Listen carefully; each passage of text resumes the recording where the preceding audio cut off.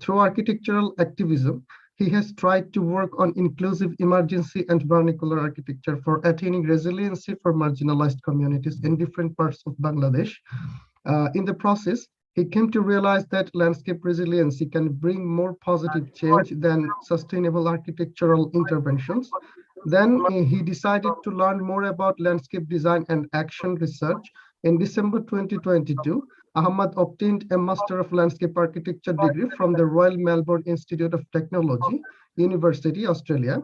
Under the Australia Award Scholarship, he had learned various methodologies of landscape design research to contribute to the larger community in various scales, scopes, and capacities. Now, Ahmad intends to capitalize on his professional training in architecture and landscape architecture to initiate a landscape-informed architectural and landscape architectural curriculum in tertiary education. He believes this would encourage more students to get training in landscape architecture. Moreover, through professional practice, design and action research and architectural and landscape architectural activism, he is determined to continue working for the underprivileged community to attain living environment resilience. So this is a short bio about him. So thank you so much. so if you allow me, I can start. Is yours. We are already 4 minutes late, so yeah. Maybe you can share the presentation. Thank you so much, ma'am. Yeah. Thank you so much again. No worries at all. It's my pleasure. I'd like to extend my thanks to Sir, ma'am, and Nurullah, sure, because through Nurullah, I have come to know you guys. So that's great. It should be a very informal presentation. I'm going to share my own experiences in terms of architecture and landscape architecture, what I have done so far. If you don't understand anything, you can stop me anytime you want and ask me questions. If you want, I can go slow. I have got about 56 slides. So I'll try to finish my presentation within 30 minutes or 35 minutes. Let's see how it goes. Okay, but my main intention is to get the discourse on. After my presentation, I want you to comment on my works so that I can improve myself. Yeah. So let's start. Yeah.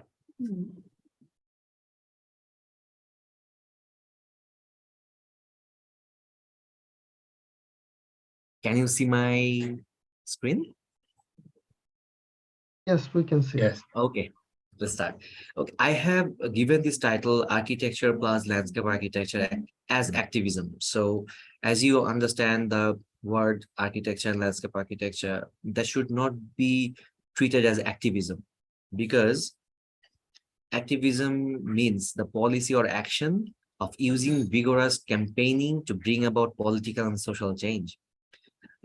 As you know, that architecture is really expensive education, and when you are an architect or landscape architect, you often work for economically very affluent people. They give you commissions, then you work for them. We don't work for the common people mostly. Forget about economically challenged people. So why activism can be done by architecture? After my graduation back in 2011, when I graduated from BUET Department of Architecture, we asked myself, we had a small group. We asked ourselves that how we can actually go to those people that is going to come to us. So what we did, we tried to gather some money and started, going to them rather than, creating our own projects rather than waiting for the commissions. That's why whatever we have been doing, or I have been doing, I try to use the word I'm doing activism. After this presentation, you decide whether it is activism or not. But I believe that through this process, maybe I can reach more people. So that's the process. So let's start through the projects that I'm going to show how I have done this. I live somewhere here as part of Asia. I love to see the map like this without the borders, because the world is made of without borders.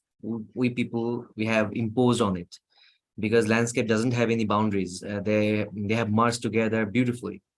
I think that is one of the main important issues that we have, all the problems that we have right now because of the borders mostly. So yeah, if you can zoom in, this is our country, Bangladesh. We have got plenty of rivers going through, which actually originate in the Himalayas, far from our land. It traverses about 4,000 kilometers or more when it reaches us, and then goes through our country and meets at the Bay of Bengal. So it's a beautiful symbiotic landscape that we have got. I love this is the map where I have put my architecture. So what are the projects that I have in these areas? So that I have just marked my locations within my map.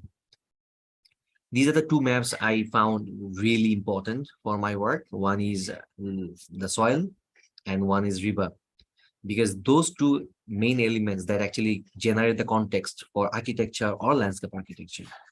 So in every possible project that I'm going to show, I have put these two maps to show where my project is located, on which kind of soil and which kind of river plain.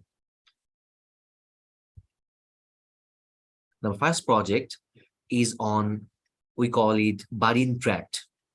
Though Bangladesh is a really flat land, because it's the biggest delta in the world, but we have got some undulating spaces as well, layers, terrain as well. One is Barin Tract, where the water layer is quite deep. People tend to build with mud.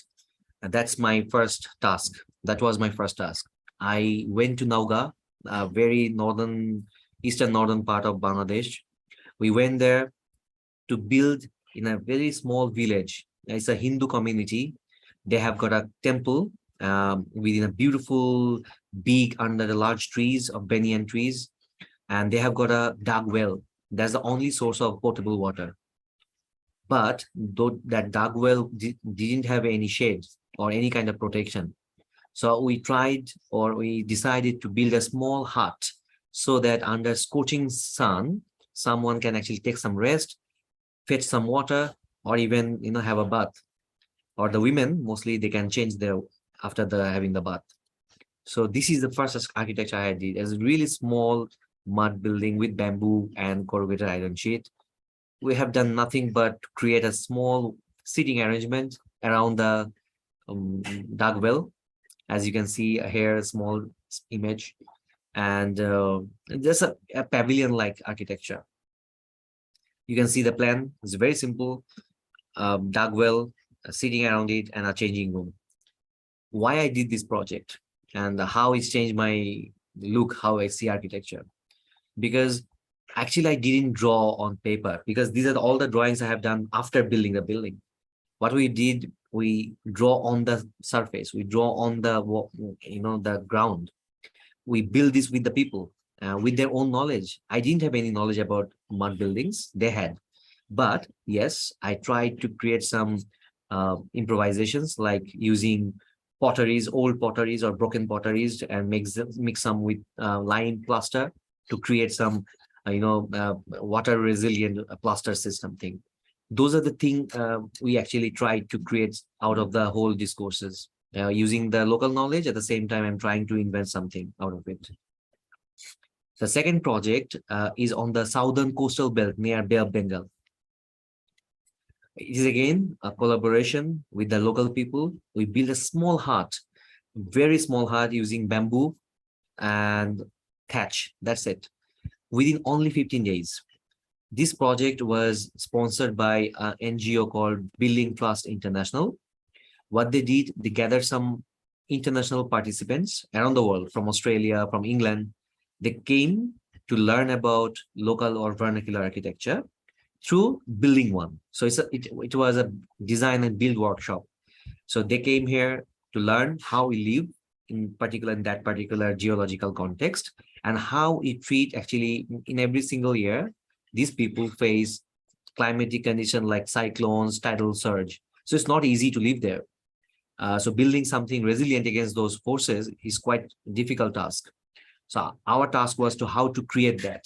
So what we did, we create a kind of art mount around the main chamber, and we created a strong inner chamber, so that during any event of large tidal surge and cyclone, it can resist that. My third project is within a river. As you know, in our Bangladesh, we have got hundreds of rivers going through our country, and we have got shoals or river islands within those river. This project lies within a small river island we called Chor.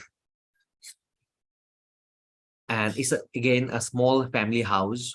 Why I build that? Because in those areas we have to face, we call northwesterly.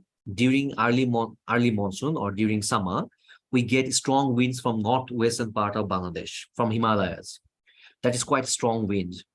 So here in this part, Chor, you can see there are no trees around. So it's quite exposed to those strong winds. So can we actually build anything with natural materials mostly to, to do something against those strong winds? So we build this small hut using thatch, corrugated iron sheet, bamboo, and vegetation. Why? Because economically challenged people, they use the naturally abundant thatch, but a bit small, like economically affluent people, they use corrugated iron sheet. Both materials have got advantages and disadvantages. My task was how to combine those two knowledge together to create a new knowledge. So I used the inner layer natural material and the outer layer not like corrugated iron sheet.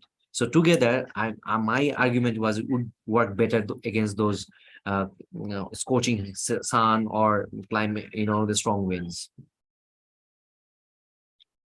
And my next project lies within Dhaka area. It's a two-story mud building.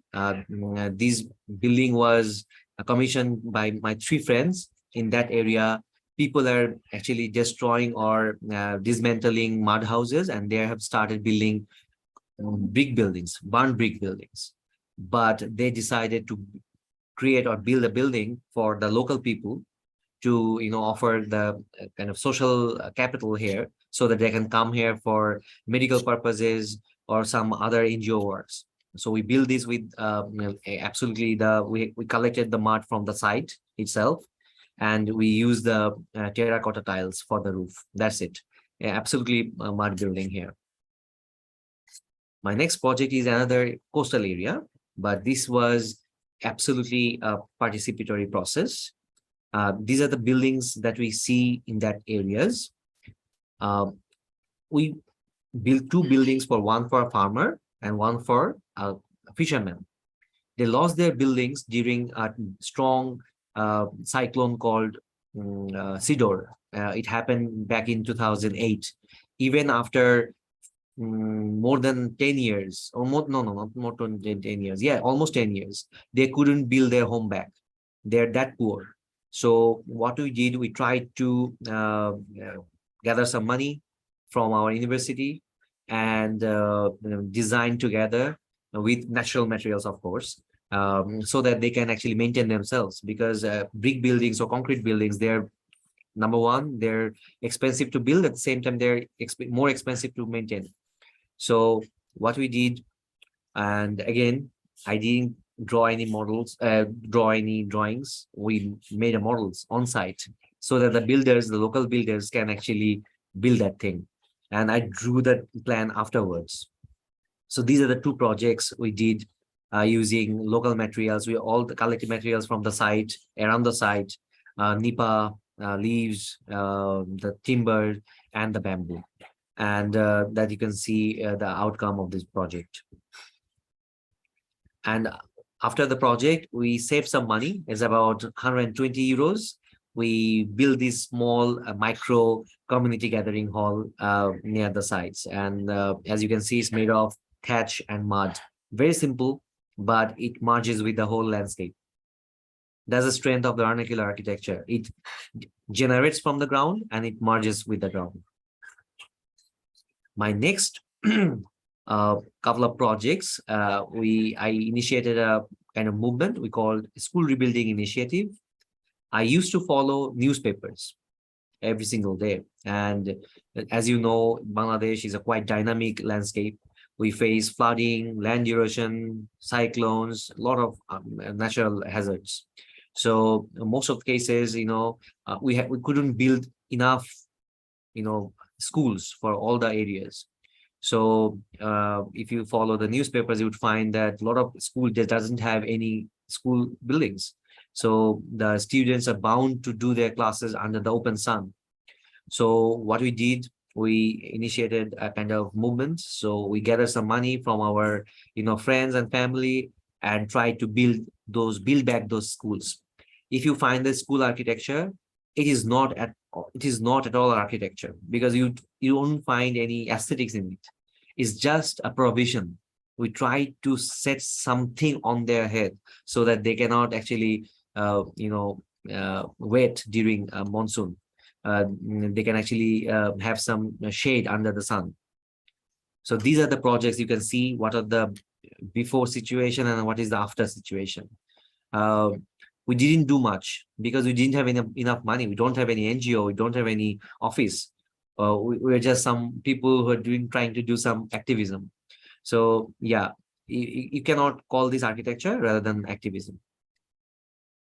Then I got the opportunity to do my master's in landscape architecture. I went to RMIT University at Melbourne, Australia. In my final thesis, I chose something to address a big issue in Bangladesh: flooding and land erosion. So my argument was landscape could change that, or actually mitigate the scenario. I'm not going to show my works. Rather, I want to show 4 posters. That was my outcome of the whole design research. In these posters, I tried to communicate to the common people very simple message that river does not only bring disasters like flooding or land erosion. It can also be blessing. So our perspective is very important. We find those natural events like flooding and erosion as disasters, but actually these are natural phenomena. These are bound to happen within the landscape. But since we don't see those as like resources, we try to see them negatively. So my message was to change the perspective altogether through some really small and simple posters. The next poster is about why don't you nurture the floodplains? If you nurture the floodplains, actually flood will mitigate it. The land erosion will be mitigated. And moreover, it would give you thatches which can be used for handicrafts and all other purposes. Another problem that we tend to plant all the exotic species rather than our native species, because exotic species grow very fast. So we can sell them really quickly. But the natural or native plant community, they grow very slowly, but they can last forever. So my third poster was to propose native landscape or native plant community rather than the exotic plant community. And the fourth one, that during flood, you can nurture fish. Yes, you cannot have paddy, but you can have fish. So if nature gives you something, in other times it will give something else. So you be patient and be adaptive rather than reactive. Then I did some regular projects. These are all commission projects. So I'm going to show you how these projects look almost similar, though they're located different areas, but they're quite similar because non-vernacular architecture is almost generic. They are not context responsive. They are kind of human need responsive. I designed the buildings to cater humans' need. I didn't consider the local geology or native plant community. But when I do the vernacular architecture or landscape architecture, it becomes natural. It becomes vernacular. So my next project is a landscape one. Now, since now I have a master's degree in landscape architecture, I started activism on landscape architecture. My first activism was to propose a small park, tiny park at Jashore as a municipality. I did nothing but creating a simple green pavilion so that actually people can come here and gather. At the same time, I provided some exhibition spaces so that they can arrange some important events as to create human, attention or some certain national issues. The second pocket is a very small project. It's a small corner, at the node of the municipal gesture. And that was a leftover space. They didn't use the space. What I did, I created a small sitting area so that, during their leisure time, they can come and sit, just to engage with the landscape. And since I'm a teacher, what I'm trying to do through the undergrad students, I take landscape theory courses in the urban Bachelor of Architecture program in the third year.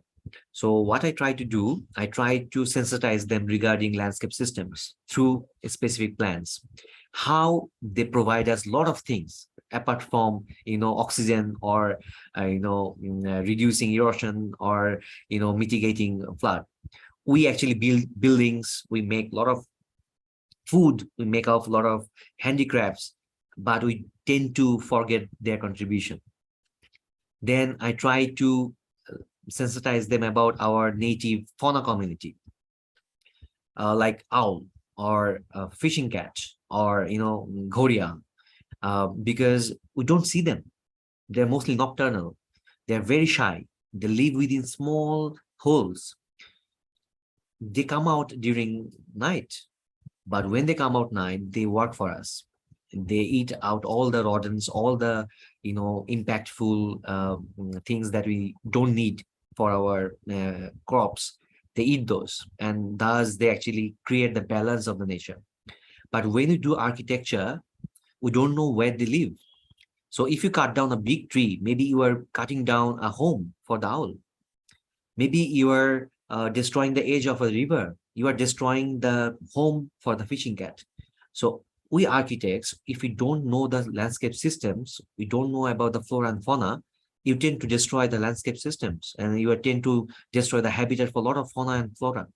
So that's my take. So I try to teach them through the courses so that when they do their architecture, they're not going to do landscape architecture. They're going to be architects.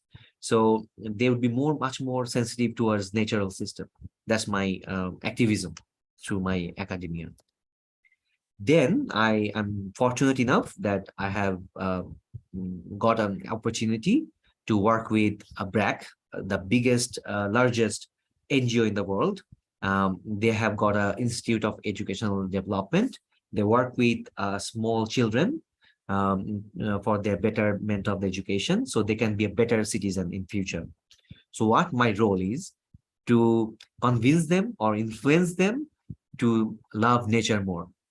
So these are some projects that I'm going to show. What I'm trying to do, we are trying to generate gardens with the mothers so that the children can see their mother nurturing or planting trees. So in the process, they can learn from their own mother, because children, they mostly follow their parents, right? So if their parents plant more trees and sensitive about planting, maybe they would grow the habit of planting and grow the habit of loving trees. That's our take. As you can see, the small children, they're planting with their mother. My next the project that I am mostly involved right now is called Outdoor Classroom Initiative. This is the first initiative that combines the knowledge of architecture and landscape architecture. Why? Because outdoor classroom supposed to be in outdoors and supposed to capture all the natural events that are happening right now around the school. So this is the things that I'm working right now, and I have got some projects that I'm going to show you. I have built one. I'm going to show that project as well. So I have tried to initiate that movement. It's called Outdoor Classroom Initiative. And as you know, that during pandemic, we realized that architecture mostly failed during in a lot of events. We couldn't continue our classrooms. Children couldn't study in the classroom for more than a year, all over the world.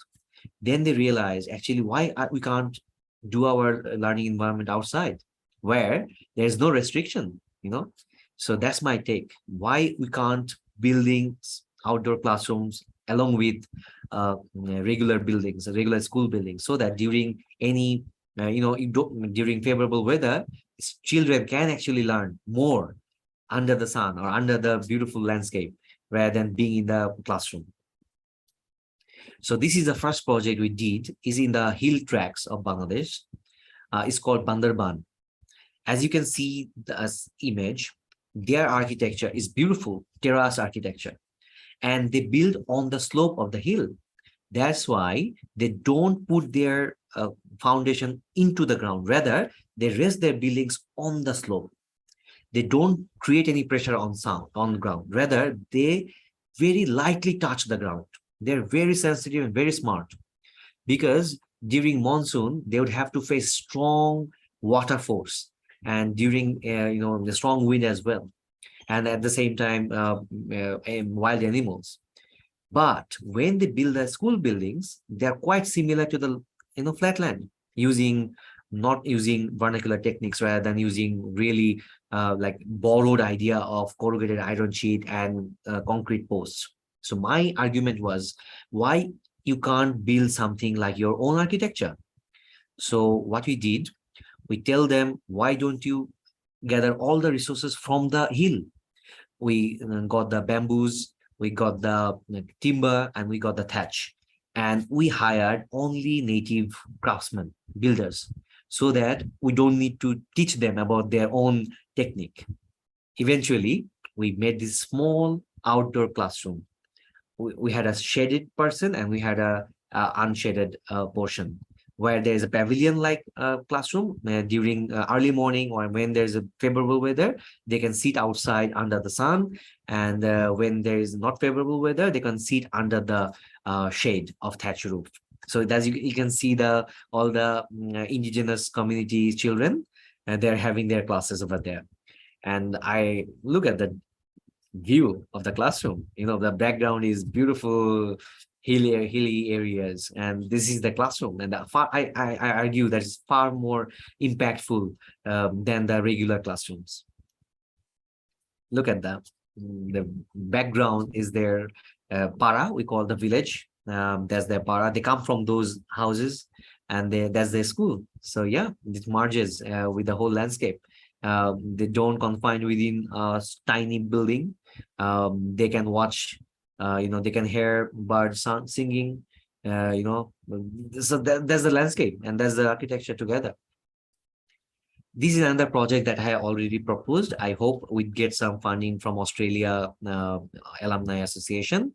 We hope to build this within 2 months. So I'm going to show them later on. But this is the proposed architectural scheme. This is again originated from their vernacular technique, building on with some height, keeping the ground free and flow and clear, so that it doesn't conflict with the water flow or a wind or any wild animals traversing.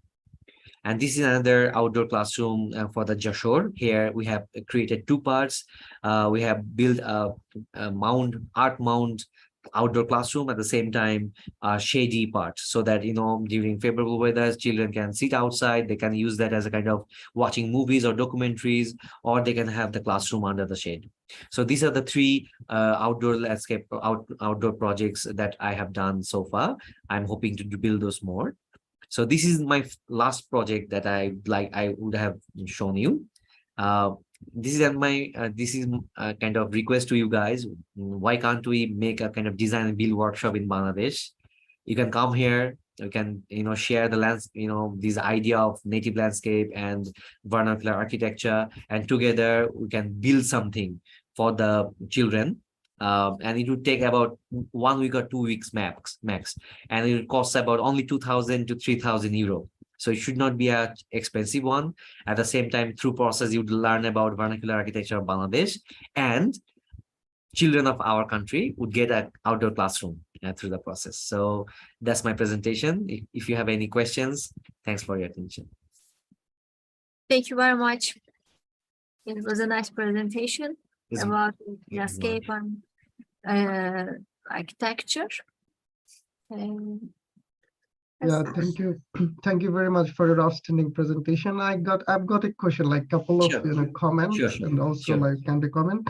So at the Please beginning, you have let me shared know this. which slide should I open to discuss about that project. Okay. Sure. I mean, if there is something particular, I will mention. Okay. Okay, thank you. So as you have mentioned at the beginning, like architectural, I mean, how I can say profession, mostly considered as elites profession. Like, I mean, Absolutely. we only serve the elite people. So Right. when it comes to the activism, like, I mean, we have, I mean, a lot of problems nowadays. Like, I mean, in this world we are living, we are having climate change, we are having rapid urban growth, we are having rapid growing population. Like, so the project you have shared mostly works for rural context or some unprivileged children. So we have slums in Dhaka city, as you know, like, and it's huge. So how can we deal with this urban context? I mean, is there any approach? Yeah, you are right. As you can see, it should be a political thing. Like our politics has proposed that Dhaka is an expensive place to live. We have created discrimination among landscape. The land price of a village far less than the land price of Dhaka. Why is Yeah. that? Who decides that? That the land of some villages is poor than the land of Dhaka. So that is the perspective we have to change. We have to ask ourselves how we all focus on cities, big cities. Why we can't live in villages? Why we can't live in small areas? We create the problem first, and we tend to solve them later. And through the process, we create a lot of projects. We have project in a sensitive country. We try to spend a lot of money without solving the problem itself. Why people are coming to the cities? Because they're losing their jobs, their livelihoods in the villages. Because we are not focusing on them, on their issues. So we are actually compelling them to come to the cities and living in the slum areas. If you go to their village homes, they're beautiful homes. They have got plenty of air, plenty of space. But when they come to the city, they don't have enough space to breathe. So yeah, I think that's a political problem, not an architectural problem at all. It's all about discrimination. It's all about how we discriminate among ourselves. And that's totally true. But I mean, considering our professional responsibility, I mean, what action needs to be taken? And also, one thing that I would like to mention, like, I mean, as you have shown, like the animals, they mostly contribute in ecological ecosystem. So to build things, we need to build in nature. So how can you preserve them? Like, I mean, that's it. If you're sensitive enough, you would build less. You would preserve the sensitive ecology first. Then you would convince your client that, okay, if you want to build 4-story building, build that, even make 1 story more, but keep that land free, because certain animals living in there, you need to preserve them. So that is the sensitivity I'm trying to share in the class. So they become more sensitive towards the landscape system. And if you consider about the professional practice, what my take is on that, like for example, you have got 7 days in a week. Why can't you spare like a couple of hours to do those activism? You do most of your work, the regular work, but you spend like a single, like maybe 3 or 4 hours, or you do. We need a lot of action research. We have to show them it can also work in other ways. If you can't show the successful story, then people wouldn't get influenced by your work. People is going to always appreciate the concrete buildings, or the barn brick buildings, or very intensive, energy intensive buildings. As you know, if you go through Gulshan Avenue or Bonan Avenue, you would find beautiful architecture. But what about the urban design? We don't have parks. We don't have enough space for walks, sidewalks. We don't have that. We don't have common grounds. We have got rich people. They have got beautiful buildings, but we don't have common grounds. So we have to first build the common ground first, then individual buildings. Yeah, thank you. So what would be our, step to take the sustainable, goal to achieve it? I think it's a very personal take. Hmm. We have to first ask ourselves whether we are sustainable in nature. Like, for example, do you use enough light and natural light? We tend to wake late in the night, work in the night, using all the resources. If you find our vernacular farmers, they start just after the sunrise and they work through the day and they go to sleep just after the dark. So they're smart people.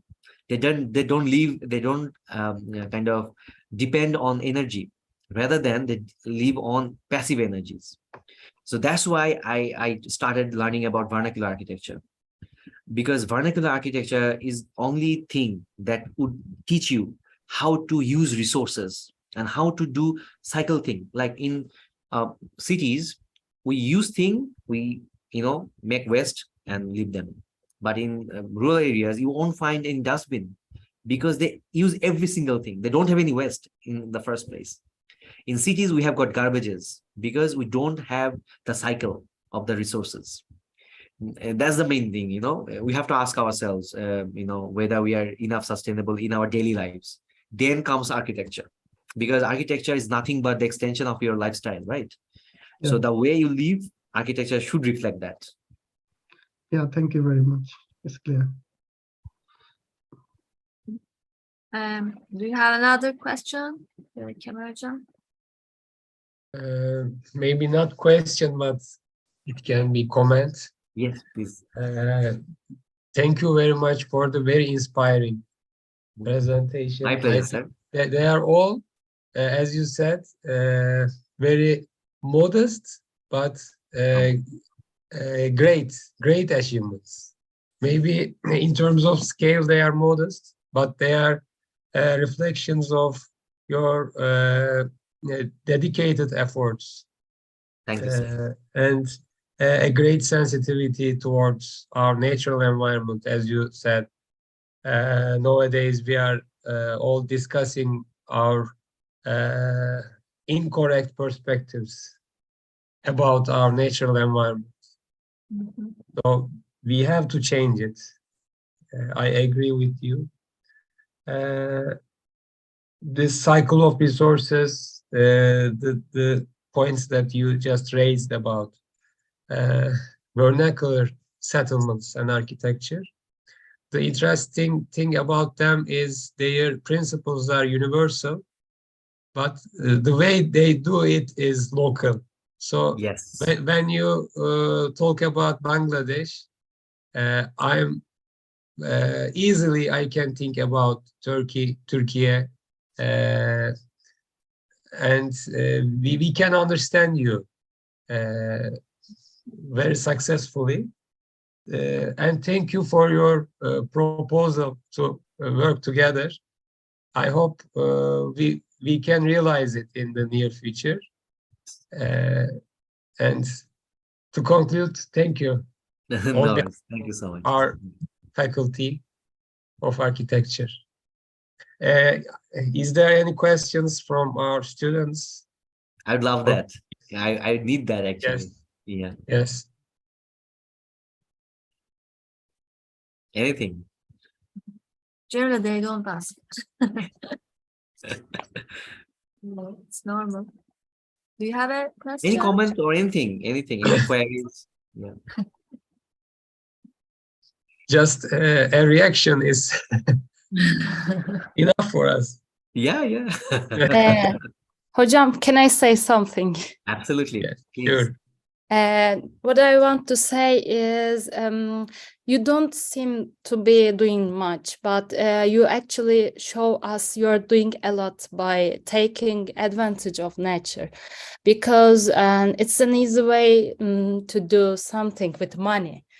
And you showed us you're doing a lot without money, because the important thing is to be able to come out of nothing. So thanks for your perspective and presentation. Thank you so much for your comments, kind comments. I truly believe that, I used a movie, it's called Ideas Are Bulletproof. I think ideas are much more valuable than anything on earth. So, and those ideas can be learned from vernacular, the lived lives of our ancestors. So yeah, that's the thing. Maybe I would share some resources with you so that you can learn more about vernacular architecture around the world, and that can influence your work as well, the contemporary works. I would share some PDFs with you guys with really resourceful books. I would do that. Thank you. Thank you.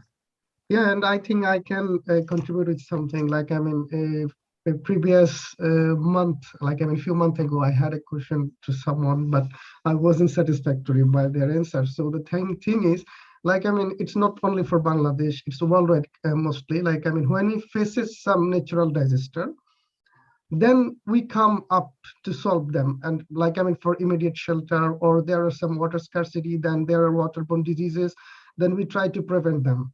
So why we just don't take sustainable, I mean, steps before something happened? Like, for example, in Bangladesh, or there is a recent flood in Pakistan. I mean, there have been 15,000 people who lost their lives. So they could have, those lives could have been saved, I mean, if we would take steps earlier. So if we consider our professional responsibility, I mean, is there something to do with activism, or is it something related to the politics?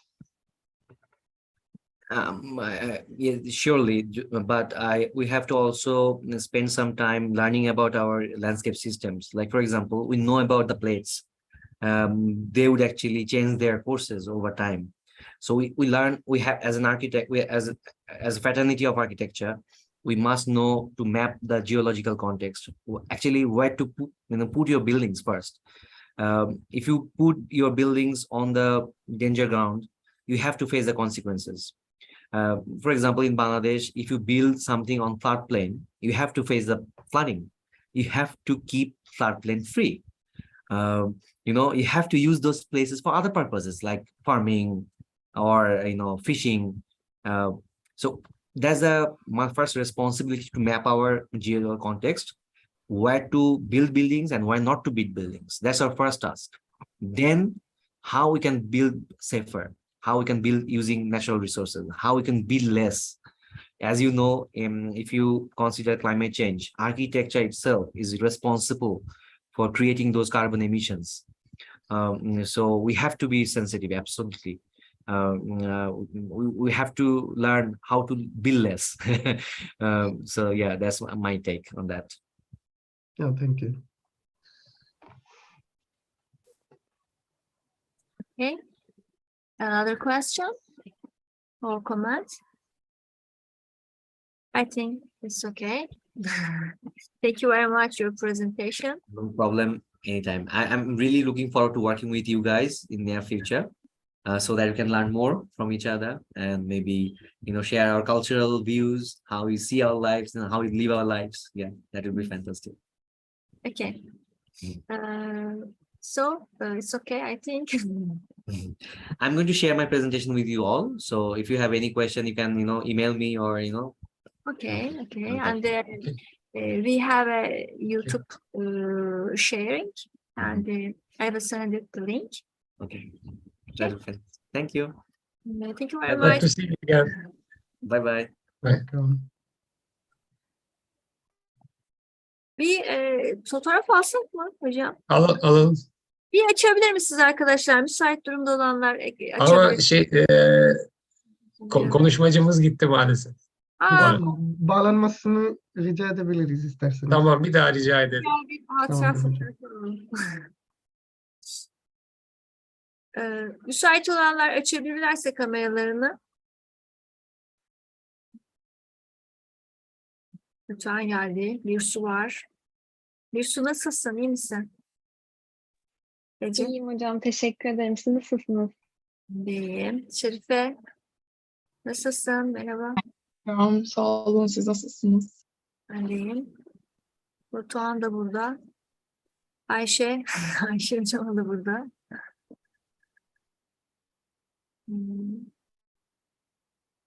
Sadık hocam merhaba.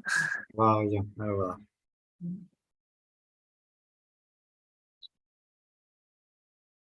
Tamam, herhalde diğer arkadaşlarımız müsait değil. sunucumuzda gelince.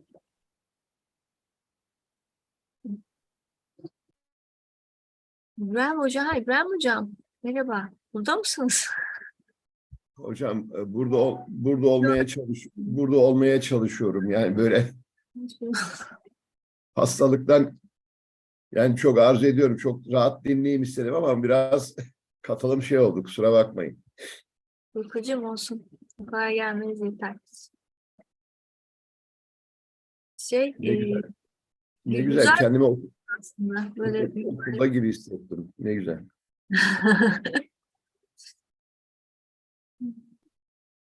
Hocam kendisini aradım da ulaşamadım. O da herhalde sunum bitti diye gitti. Tamam neyse ben bir tane kapalı haliyle çekmiştim zaten. Print screen almıştım. Bir tane de böyle alalım. Bir dakika ama o şey yapmam lazım.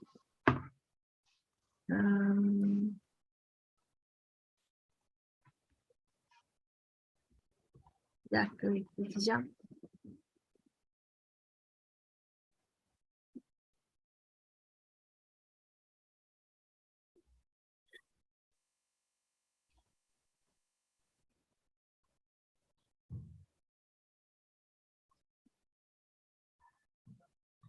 Tamam, bir tane konuşmacımızla birlikte var zaten. Bir tane de böyle çekim yapalım. Tamam, alıyorum şimdi. Tamam.